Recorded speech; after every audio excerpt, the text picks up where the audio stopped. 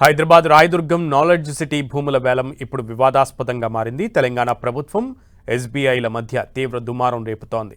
ఎకరం 237 కోట్ల రూపాయల రికార్డు ధర పలకగా ఆ 5 ఎకరాల భూమి తమదేనంటూ హైకోర్టు మెట్లెక్కింది ఎస్బీఐ. దీంతో వేలం ప్రక్రియపై 3 వారాల పాటు స్టే విధించింది తెలంగాణ అత్యున్నత న్యాయస్థానం. ఎస్బీఐ తీరుపై రేవంత్ సర్కార్ తీవ్ర ఆగ్రహం వ్యక్తం చేస్తోంది. ఎస్బీఐతో ఆర్థిక బంధాలను తెంచుకోవాలని యోచిస్తోంది. దీంతో తెలంగాణ సర్కార్ వర్సెస్ ఎస్బీఐ వివాదం రాష్ట్రంలో మరింత హీట్ పెంచింది. తెలంగాణలో సర్ ప్రక్రియను పకడ్బందీగా నిర్వహించాలని రాష్ట్ర ఎన్నికల ప్రధాన అధికారి సుదర్శన్ రెడ్డి పేర్కొన్నారు. ఇప్పటికే బూత్ లెవెల్ ఆఫీసర్లు, బూత్ లెవెల్ ఏజెంట్లకు ఇప్పటికే పూర్తి స్థాయిలో శిక్షణ ఇచ్చినట్లు తెలిపారు.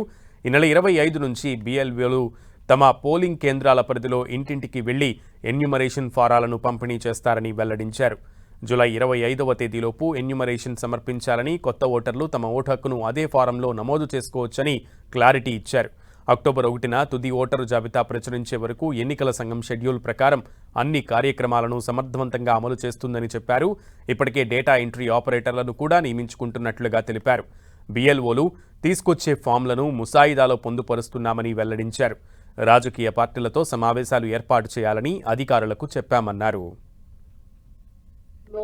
ఆ ఏరియా యొక్క పరిధి తెలుసుకోవడం ఒకటి, తర్వాత అందరు ఓటర్స్ని తెలుసుకోవడం, ఎక్కడెక్కడ ఉన్నారు అది తెలుసుకోవడం ఒకటి, తర్వాత వాళ్ళ యొక్క మ్యాపింగ్ అంటే 2002లో వాళ్ళ యొక్క డీటెయిల్స్ ఏమున్నాయో అవి తెలుసుకొని నింపుకోవడానికి అవకాశం ఉంటుంది.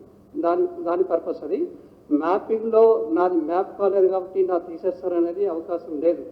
ఎందుకంటే ప్రతి ఒక్కరు ఎన్యూమరేషన్ ఫామ్ ఇచ్చిన తర్వాత ఎన్యూమరేషన్ ఫామ్లో డీటెయిల్స్ ఫిల్ చేసి ఇస్తే చాలు. ఆ డీటెయిల్స్ 2002లో యొక్క డీటెయిల్స్ మీకు తెలియకపోయినా బిఎల్ఓ దగ్గర ఉంటాయి కాబట్టి ఆ డీటెయిల్స్ అందులో పొందుపరచడానికి బిఎల్ఓ సహాయపడతారు.